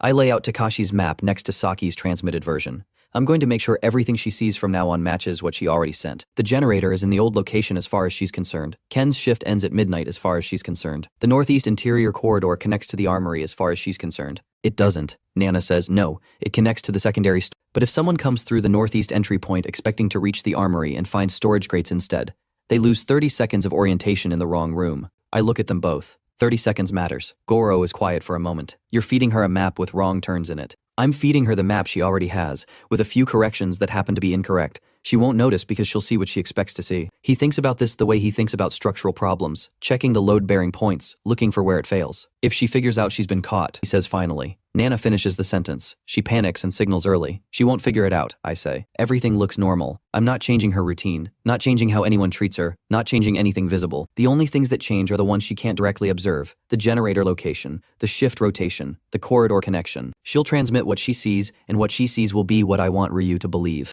Nana looks at me for a moment. You've been thinking about this since she arrived. I don't answer that directly. Kitchen inventory she does every evening. She's been counting the food stock and transmitting estimated quantities. Starting tomorrow, the backup supply in the basement is logged under a different category in the inventory system. What she counts on the main floor represents about 40% of total stock. Ryu will think we're running lower than we are. Goro nods slowly. Once. The nod he gives when he's decided something is structurally sound. What about the rest of us, Nana asks. The others who don't know. They don't need to. They behave normally because they are normal. If everyone except the 3 of us knew, one of them would change something small, the way they look at her, a hesitation in conversation. She'd notice. She's not careless. Nana accepts this. She doesn't like it entirely, but she accepts the logic. She goes back to the greenhouse. Goro goes to check the boiler log. I stay in the workshop and look at Takashi's map, the real one, overlaid with the version Saki has been transmitting. Ryu is going to come through a gap that isn't there anymore, turn toward an armory that isn't where he thinks it is, and find the generator at a location that hasn't been accurate for 2 weeks. He'll come because he's been told the timing is right and the entry point is weak. He'll come expecting the shelter Saki described in her first week. He'll find a different building entirely. That night, Shiro doesn't sleep outside my door. He's in the corridor near the kitchen, lying with his head on his paws, facing Saki's room. His eyes are open. I step over him on my way back from the monitoring check. Crouched down for a moment, he looks up at me without moving his head. I know, I say quietly. We wait. He closes his eyes. Doesn't move from the spot. The signal goes out at 11:47 p.m. Takashi shows me the transmission log in real time, a short burst on Saki's frequency, the same cipher she's been using for 3 weeks. He decodes it in under a minute. The message is brief. Tonight, 2 o'clock. East Gap. Generator in right wing. Ken off post at 0200. All of it false. The East Gap was sealed at level 35. The generator hasn't been in the right wing since level 47. Ken's shift doesn't end at 2, it ends at midnight, and Daisuke takes over, which Saki has never seen, because the handoff happens in the monitoring room and she has no reason to be there at midnight. I read the transmission and set the tablet down. How many do you think? Takashi asks. Enough to take a building they think is lightly defended. 8, maybe 10. He nods and starts adjusting the camera feeds, pulling camera 8 to the main display, the northeast exterior, the section of fence where the gap used to be, where a narrow dead-end corridor between the outer fence and the secondary barrier runs for about 12 meters before hitting a sealed wall. 12 meters of enclosed space, one entry point, one exit point controlled by us. I go through the building and wake the people who need to be awake. Goro, Ken, Nana. I tell them what's happening in 4 sentences. Goro goes to the boiler room and stays there. His job tonight is to keep the building systems running, regardless of anything happening outside. Nana sets up the medical kit in the main corridor. Ken takes the manual tower controls and sets towers 2 and 3 to stand by, covering the northeast approach and the fence exterior. I go to Takashi's station and wait. At 1:53 a.m., camera 8 picks up movement on the road east of the fence. 8 figures. Moving in pairs, staggered formation, someone with field experience arranged that. They're dressed for the cold but not for extended exposure at -80. They're planning on being inside within minutes of breach. They reach the fence at the northeast corner and start working the panel joint, the spot where, according to Saki's floor plan, the gap should be. There's no gap. There hasn't been one for weeks. But the panel at that location was installed with a slightly different fastener pattern than the surrounding sections. Deliberate, my instruction to Ken during installation. So it looks different under close examination. It looks like it might give. It takes them 4 minutes to work through the modified fasteners. The panel swings inward. They file in. Takashi has his hand on the gate control before the last one clears the opening. I watch camera 8. All 8 figures are in the dead-end corridor moving toward the interior wall that should, according to their information, open into the right wing of the building. It doesn't open anywhere. It's a wall. Now, I say. The entry panel swings shut behind them. Magnetic lock engages. The secondary barrier at the far end, which they haven't reached yet, locks simultaneously. 8 people in a 12-meter corridor between 2 locked steel barriers open to the sky. The temperature in that corridor is -80 degrees Celsius. I cut the exterior lights. In the dark and the cold, it takes about 15 seconds before the shouting starts. The voice that rises above the others is controlled, even now angry, but not panicking, which tells me something about him before I've seen his face. He's giving orders to the others, trying to organize them, which is more useful than screaming, but doesn't change the geometry of the situation. I key the external speaker. Ryu. The shouting stops. Saki told me about you before any of this started. She thought I wasn't listening. I keep my voice level, not cold, not satisfied, just factual. I want you to take a message back to Kazuma. Tell him the next time he sends people here, the towers are on autonomous mode. There won't be a conversation. Silence from the corridor, -80 degrees. The thermal suits they're wearing are good for sustained cold, but not for standing still in open air at this temperature. The math on survivability starts moving fast after the 5-minute mark. I watch the timer on Takashi's display. At 8 minutes, I nod to him. The entry panel unlocks. They come out fast. The instinct to move overriding everything else. 2 of them are being supported by others, not walking independently. Frostbite on exposed skin. One of them holding his hands against his chest in a way that suggests the fingers. All 8 alive. I'm standing at the interior gate with 8 chemical heat packs. I pass them through the fence bars one at a time. Torso and hands first, I say. The shopping center on the Higashi Road is 4 kilometers. Move and you'll generate enough heat to make it. Ryu is the last one to take a heat pack. He looks at me through the fence bars. I look at him. He's younger than I expected, late 20s, a face that under other circumstances would look ordinary. Right now it looks like someone recalculating everything they thought they knew about the night. He takes the heat pack, doesn't say anything, turns and follows the others toward the road. I watch them on camera until they clear the fence perimeter. Then I go inside. Saki is in the corridor outside the kitchen. She's been awake. She was awake when it started, which means she knew the timing and was listening for the outcome. She's standing with her arms at her sides and her face is doing the same work it did the night she arrived at the gate, processing too many things at once and not landing on any of them. I stop in front of her. You're leaving, I say. Same terms as anyone I've asked to leave. Thermal suit, 3 days of rations, your personal items. The shopping center on the Higashi Road is 4 kilometers east. It's occupied, which you probably know. You'll survive if you move. It's -80 outside. I know that's why you're getting the suit. I look at her steadily. I don't kill people. That's not what this is. She's quiet for a moment. What about Ryu? He's already on the road. He has heat packs. Something moves across her face. She nods once, slowly, and goes to her room to get her things. I walk her to the main gate. It's the same gate I opened for her when she arrived. Same hinges, same lock mechanism, same camera, 2 overhead that I was watching when she came down the access road out of the dark. She's dressed now in the thermal suit, pack over one shoulder, and she stops in the gateway and turns back. You knew everything, she says. From the start, about me and Ryu, about what was going to happen. Yes, she looks at me for a moment. The wind coming through the open gate is -80 and neither of us reacts to it. You died because of us, she says. It's not a question and it's not quite an accusation. It's a statement she's been building towards since she arrived and is finally saying out loud. Yes, and you still let me in. Everyone gets one chance. I hold her gaze. You used yours to set a trap. That's your choice. Now you leave. She searches my face for something. Anger would be easier to understand than this. I think the flatness that isn't coldness but isn't forgiveness either. Just a clean, accurate accounting of what happened and what happens next. She doesn't find what she's looking for because it isn't there. Go, I say. Move fast and you'll stay warm enough. She turns and walks. I watch her on the camera feed. Camera 2, the access road. her figure getting smaller against the white of the frozen ground. She doesn't look back. She walks at a pace that's fast without running.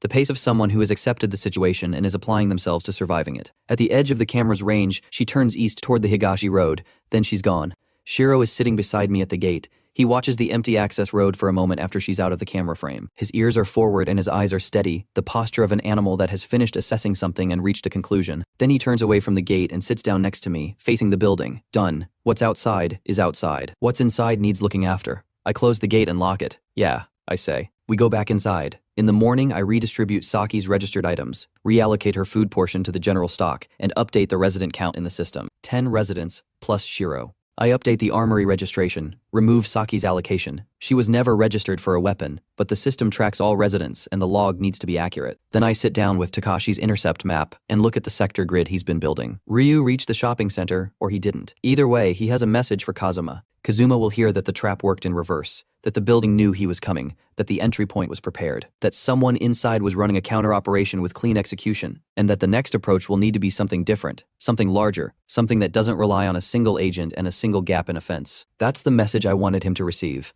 Now I have whatever time it takes him to plan something larger. Resources, level 50. 10 residents, plus Shiro. Ryu's probe neutralized, 8 people, 0 casualties. Message delivered. Saki expelled. Kazuma has full confirmation that the facility is hardened and alert. Expect escalation. The clock on the next problem has started. 3 days after Ryu's group walked away from the gate, Takashi intercepts a transmission that's different from the others. Not a sector report, not a logistics update.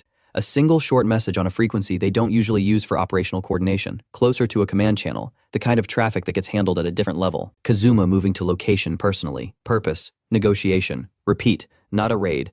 Takashi reads it to me twice. I look at the timestamp, sent 40 minutes ago. How far is the Umeda station from here? About 18 kilometers by road, 40 minutes at normal driving speed. He pauses. Less if the roads are clear. The roads are clear, have been for weeks. Wake, Ken, I say. Tell Goro to stay at the boiler and not come out regardless of what he hears. Tell Nana the same. Stay inside. Doors closed. He arrives on foot. Camera 2 picks him up at the end of the access road, a single figure, walking at a deliberate pace. No vehicle visible behind him. When he reaches the gate, he stops and looks up at the camera directly, which tells me he already knew it was there. He's alone, no weapons visible. Medium height, slightly built, a face that looked like it spent a long time making calculations and has gotten good at it. 40, maybe 42. He looks like someone who runs logistics for a company that doesn't officially exist. I go to the gate. Ken is 2 steps behind me, rifle in hand, not trying to hide it. I open the gate but don't step back. You came alone. I brought the number of people appropriate for a conversation, he says. His voice matches the radio, the same calibrated calm. Kazuma, I know who you are. He looks past me into the yard, taking in what's visible, the fence, the building exterior, the tower at the northeast corner. His eyes move the way someone moves a camera. Systematic, not reactive. He's building a picture. May I come in? I step back. He walks the yard slowly, hands visible. The practiced body language of someone who wants to be readable. He looks at the fence sections, the ground anchors for the anti-vehicle barriers that aren't installed yet, the tower mounting hardware. He's reading the build sequence the way Goro reads structural work, seeing what was done in what order, inferring what comes next. Level 52, he says, still looking at the tower. I don't answer. My people have taken 3 shelters with active systems. The highest any of them reached before we arrived was level 31. The operators had been working for the same duration you have. He turns to face me. You're operating differently than they were. What do you want? He looks around the yard one more time, then brings his attention fully to me. An arrangement that doesn't require either of us to spend resources on conflict. He says it the way someone states an arithmetic fact. Your facility produces and stores. My group provides external security and mobility. 20% of production, shared access to logistics routes, mutual non-interference. That's the same offer you made on the radio. The radio offer was a starting position. This conversation is different. I'm here because what happened 3 nights ago told me something about how you operate. And what it told me is that a direct approach to this facility would be expensive. I don't spend resources unnecessarily. Ken hasn't moved from his position 2 meters behind me. Kazuma is aware of him. Hasn't looked at him since the first second. You took 3 shelters, I say, yes. People were living in them. People are still living in them, under my structure. He says this without any particular emphasis, as if it's a logistical clarification rather than a moral one. The operators of those facilities couldn't defend what they had. I could. The people inside are alive because of that calculation, not despite it. And if they'd been able to defend themselves, then I would be having this conversation with them instead. A pause as I'm having it with you. The logic is coherent. That's the most unsettling thing about him. Not that he's wrong, but that his framework is internally consistent and applied without apparent gaps. He assesses capability, negotiates with the capable, absorbs the incapable. It's a system. He runs it efficiently. I look at him for a moment. 3 days. I say I'll give you an answer in 3 days. He nods once. Doesn't push, turns, and walks back to the gate, which Ken opens without being asked. At the gate he pauses without turning around. The ground anchor work on your interior. You're planning anti-vehicle barriers. That's a reasonable next step. He walks out. The gate closes. Goro is in the workshop when I come back in. He was supposed to stay at the boiler. He's been standing at the workshop window, which has a partial sightline to the yard. Well, he says, he's offering a partnership, production and storage here, military force from Umeda. He frames it as mutual benefit. Goro is quiet for a moment. Is it? In the short term possibly? He has 100 people and a vehicle we can't stop at our current level. His external presence would deter smaller groups. I sit down at the workbench. In the medium term, we become dependent on an arrangement he controls. He decides when to renegotiate. He decides what 20% means in practice. At some point, the arrangement and the takeover become indistinguishable. So no.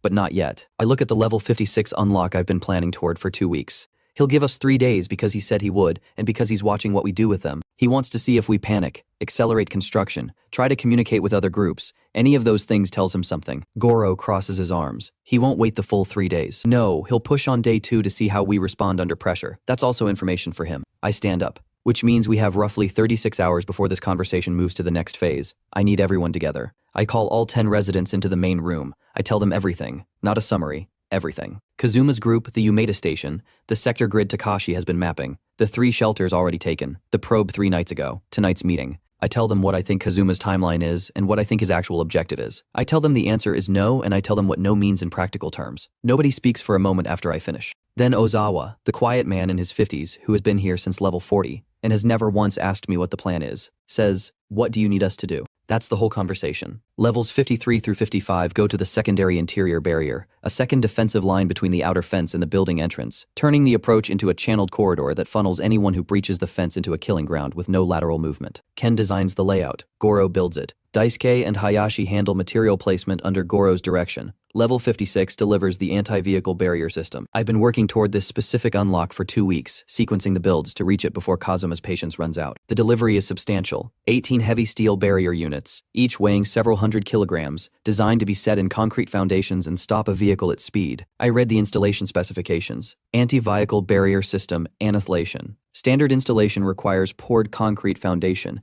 Minimum depth 30 centimeters, cure time 48 hours at temperatures above 5 degrees Celsius. External temperature 81 degrees Celsius. Note, concrete will not cure correctly at this temperature. Goro is reading over my shoulder. Concrete at -81, he says. It'll flash freeze wrong. The crystalline structure won't form correctly. Looks solid, fails under load. I know. I scroll down through the full specification document. The system is thorough. It documents the standard installation and 3 alternative methods. The third alternative, anchor mount installation, is approved where frozen ground depth exceeds 40 centimeters. Steel anchor bolts, minimum grade 8.8, driven to minimum 60 centimeters depth. Load rating equivalent to concrete foundation at approved frozen ground depths. I show Goro, he reads it. Goes to the exterior door, opens it 6 inches.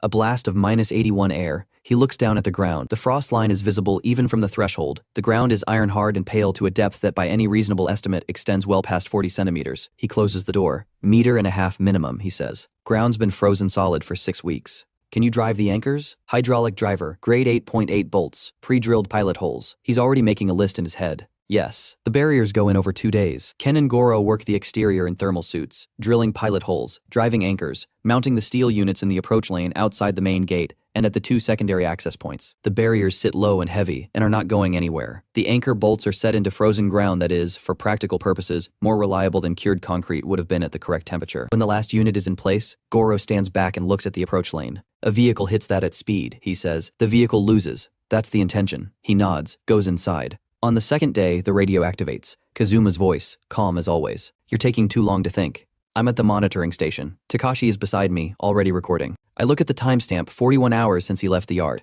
Not 3 days, not even 2. I key the transmitter. No, single word. I release the key. The frequency stays open for a long moment, longer than the usual pause between transmissions, long enough that I can hear the background noise of wherever he's broadcasting from. Then, understood. The frequency closes. Goro is in the doorway. He heard both transmissions from the corridor. That's it, he says?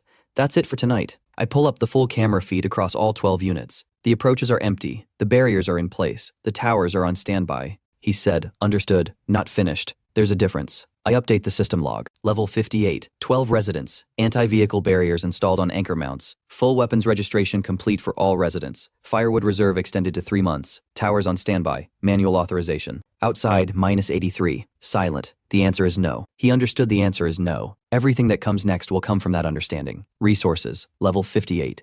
12 residents plus Shiro. Anti-vehicle barriers installed and load tested. Secondary interior barrier complete. Full armory registration across all residents. Firewood, 3 months. Industrial generator operational, 4 towers on standby. Kazuma's response to refusal, pending. The motion sensors trigger at 2:14 a.m. Not one zone, 4 simultaneously, spread across the northern and eastern approach corridors. Takashi is at the monitoring station before the alert sound finishes. I'm behind him in 15 seconds. Ken right behind me. The camera feeds show darkness and distance. Then the thermal overlay comes on and the darkness resolves into shapes. Column, Ken says. He's already at the tower console. Hands moving across the controls. 90 to 100 personnel. Spread formation. 60-meter front. And he stops for 1 second. Armored vehicle at the head. Tracked. The BRT, the one Hayashi mentioned when he first arrived. The one I've been planning for since level 56. Shiro is at my feet. Not barking. A continuous low sound from somewhere in his chest. Not warning. Not aggression. The sound of an animal that has already decided something is wrong and is waiting for the decision about what to do next. The system interface opens without me touching it.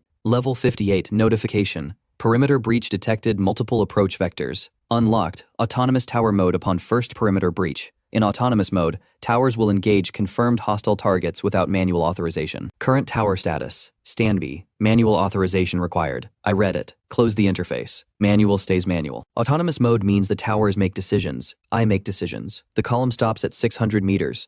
Long enough range that the cameras are working hard to resolve detail. I count the thermal signatures on the feed. Ken's count was right. 90 to 100. Arranged in a formation that isn't a mob. Isn't improvised. Staggered lines, flanking elements at both edges. Someone with military background organized this, and the people in it have been told what to do. The radio activates on our frequency. Good work on the barriers. Kazuma's voice, through the external speaker system he's figured out how to reach. I mean that sincerely. The anchor mount solution at -80 is not something most people would have thought of. Last offer. Open the gates. Transfer system administration to shared control. Everyone inside keeps their position and their lives. You have 2 minutes. I look around the room. Goro is standing against the wall with his hands at his sides. At some point in the last 10 seconds, he picked up the old pipe wrench he keeps on the workbench. Not a weapon. Not really. Just the tool his hand reached for on instinct. He's holding it loosely, not looking at it. Nana is at the medical station in the corridor doorway. Her kit open and organized in the order she'll need it. She's been there since the sensors triggered. She doesn't look at me. She's already past the point of waiting for reassurance. Ken's fingers are on the manual targeting controls. Tower 2, covering the column's right flank. He hasn't looked away from the screen since he sat down. Takashi is typing. I look at his secondary display, a script. Running, building itself line by line. Signal jamming protocol targeted at Umida's command frequency. Not deployed yet. Waiting, Shiro barks. Once, short, clear, I pick up the transmitter. Kazuma, I hold the key down and speak the way I've been thinking for the last 2 minutes. Not fast, not loud, just accurate. You took the subway station? That was smart, underground, protected, central location, good thinking, a pause. But you came to someone who built a functioning fortress out of an abandoned warehouse in 30 days at -80, with no construction experience and a used generator. I was a cashier at a supermarket 2 months ago. I look at the camera feed, the column, the vehicle, the formation. I'm not that anymore. And kings don't open the door for uninvited guests. I release the key. 4 seconds of silence on the frequency. Then from the column's position, a single word, fire. The BRT moves forward. It covers 400 meters in under a minute, accelerating toward the main gate approach. Ken tracks it on Tower 1's targeting, then stops tracking because the vehicle hits the first barrier rank at speed and the barriers hold. The BRT lurches, recovers, pushes. The anchor mount steel doesn't move. The vehicle stops.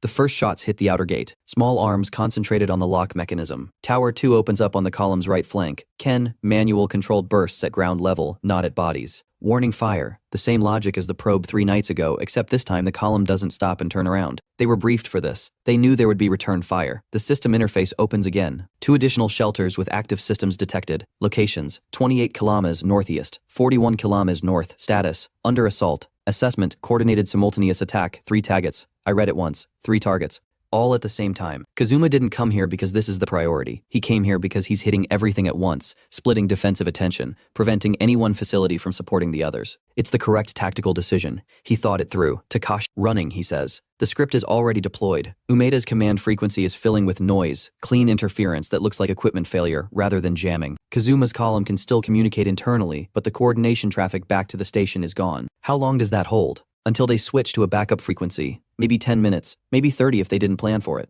10 minutes of isolation from their command structure. Tower 3 picks up movement on the north approach, a flanking element. 20 people trying to reach the fence line while the main column holds our attention at the gate. Ken splits his focus across 2 screens without being asked. Outside, -86, the column at the gate, flankers on the north. BRT stopped against barriers that were installed by 2 men in thermal suits 2 days ago, mounted in frozen ground with grade 8.8 anchor bolts, because concrete doesn't cure at this temperature, and the system specification document had 3 alternative methods, and I read all of them. Inside 12 people, 4 towers, barriers holding jamming active. Shiro moves to the door of the monitoring room and faces it. Not the cameras, the actual door, as if something in him has shifted from watching to being ready. The gate takes another burst, holds.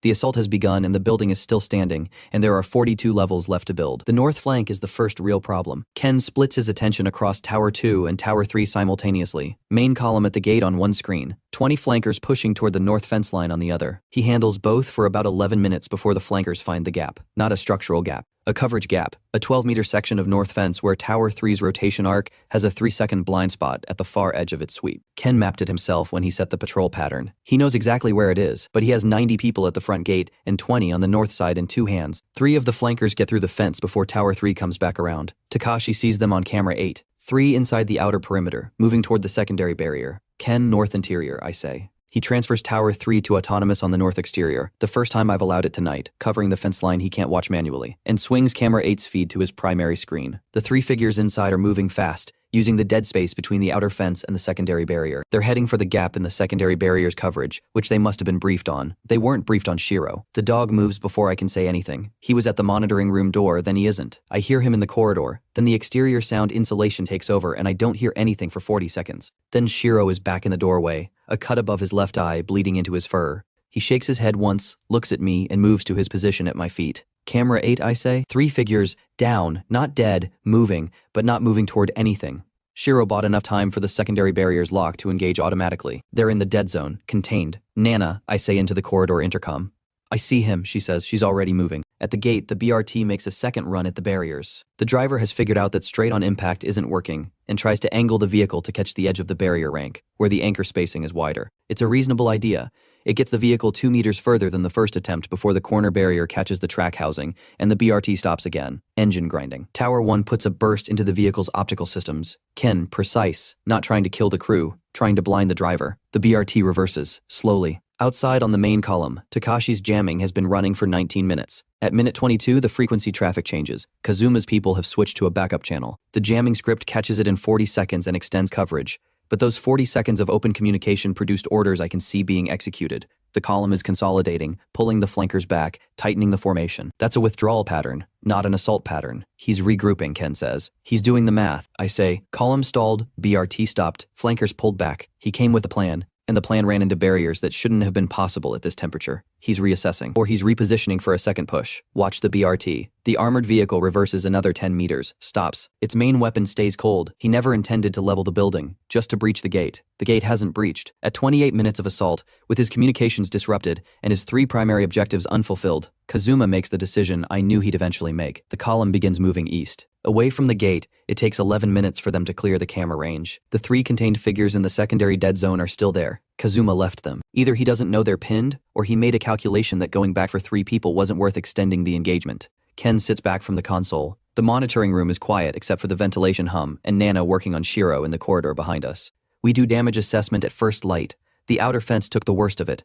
The north breach where the flankers got through has a 2-meter gap. The panel was forced, the post bent at the base. Repairable, but not quickly. The gate itself held, but the lock mechanism is damaged. It will close, but the motorized system is gone. Manual bolt only. Tower 1 is functional. Tower 3 has a targeting sensor issue from a round that clipped the housing during the flanker exchange. It operates, but the accuracy is degraded. The boiler exhaust stack on the east wall took a round that cracked the outer housing. The exhaust is still venting, but the insulating jacket is gone. In these temperatures, that means heat loss, which means the boiler has to run harder to maintain the same internal temperature, which means we burn more wood per hour.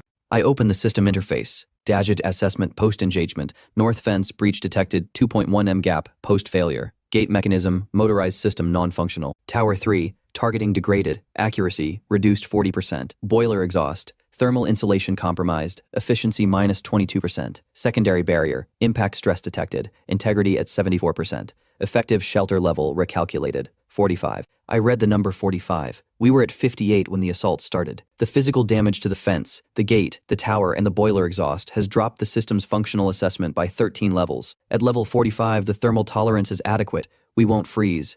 But the defensive rating has dropped to where it was before we built the towers. before the perimeter was sealed. I show the assessment to Goro. He reads it without expression. Then he looks at the damage list again, item by item, the way he reads structural problems, figuring out what can be fixed in what order and what it costs. Fence first, he says. The gap is visible from the road. I know if anyone comes down that access road and sees a 2-meter breach in an outer fence, they know the building took a hit. Smaller groups, opportunists, they see that and they think the calculation has changed. It has changed. He looks at me. The fence we can fix with materials on hand, I say. The gate mechanism we can jury-rig. Manual bolt plus a secondary brace. The boiler exhaust needs a replacement housing, which means a supply run, or waiting for a level unlock. Tower 3 needs a sensor component that probably exists in the salvage market, if it's still accessible. I look at the window, minus 87 outside. And to get back to level 58, we need to rebuild everything the system considers damage to functional status before it restores the level rating. That's not a day of work. How long? A week minimum, maybe 10 days. And in 10 days, anyone who heard last night's engagement and wants to test the building will come before we're back to full capacity. Yes. Goro is quiet for a moment. Then he picks up his tools and goes to the fence. The 3 people from the secondary dead zone are still there when the sun comes up. 2 men and a woman, frostbitten, exhausted, not in any condition to be threats. I open the secondary barrier, and Ken brings them in at gunpoint, which is the correct precaution, and which they don't resist. They're not Kazuma's core people. They're absorbed survivors from one of the shelters he took,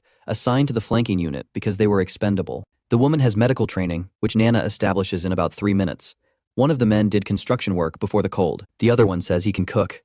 I look at them for a moment. Standard terms. All 3 accept before I finish the sentence. 13 residents now. Plus Shiro, who is sitting in the corner of the medical area with a bandage above his left eye that Nana applied with the same precision she applies everything, and who is watching the 3 new people with the evaluating stillness of an animal that has been right about people before and intends to be right again. The resource count at midday, firewood at current increased consumption rate, 6 weeks, not 3 months. The boiler efficiency loss is significant. Ammunition for the towers is at 60% of capacity after last night. Enough for another engagement of similar duration, not enough for 2. The industrial generator is fine, fuel adequate, food unchanged, medical supplies used, but Nana says not critically. And the system at level 45, with 13 levels of functional rebuild between us and where we were when the assault started. I sit with the numbers for a while. Takashi comes in and sets his laptop on the table. He's been monitoring the radio since the column withdrew. 2 things. He says, first, the other 2 shelters that were hit last night, the one at 28 kilometers went silent about 2 hours ago. Could be they shut down their radio to conserve. Could be something else. The one at 41 kilometers is still broadcasting. Weak signal, irregular, but there. What are they broadcasting? He turns the laptop toward me, a repeating shortwave message, cycling on a frequency he's tuned to. He's decoded it. Shelter operational, 31 residents, level 22. Holding, seeking contact with other active systems, level 22. 31 people, still standing after last night. Second thing, Takashi says, the north fence gap. I've been watching the access road on camera since 0600. He pulls up the feed. 3 separate individuals have come down the road, seen the fence and turned around. They didn't come to the gate, they just looked and left. Word travels fast when buildings burn and fences break. People who couldn't challenge a level 58 facility are doing arithmetic on a level 45-1. I look at Goro through the window. He's at the north fence with Daisuke and Hayashi, working on the post-repair. The gap is smaller than it was an hour ago. Not fast enough, Takashi, I say. Reply to the 41-kilometer shelter, short, on their frequency. Tell them we're operational, level 45, north Higashiosaka. Ask them their location and what they need. He looks up. We're making contact? We're gathering information. I look at the damage assessment on the system interface, at the 13 levels between us and where we were. We can't rebuild alone at the speed we need. That shelter held last night. Whoever is running it made the same calculation I made. Hold the building, wait, don't panic. I close the interface. I want to know who that is. Shiro gets up from the medical area corner and walks to stand next to me. The bandage above his eye is already slightly crooked. He doesn't seem bothered. Outside minus 87, north fence gap at 1 meter and closing. 3 people came down the road and looked and left. The next ones might not leave. Resources, level 45, down from 58. 13 residents plus Shiro. North fence repairing. Estimated closure, 4 hours. Gate, manual only. Tower 3, degraded. Boiler efficiency, 22%. Firewood supply reduced to 6 weeks. Ammunition, 60%. First contact initiated with unknown shelter at 41 kilometers. Access road being scouted by unknown individuals. Rebuild timeline to level 58, 7 to 10 days minimum.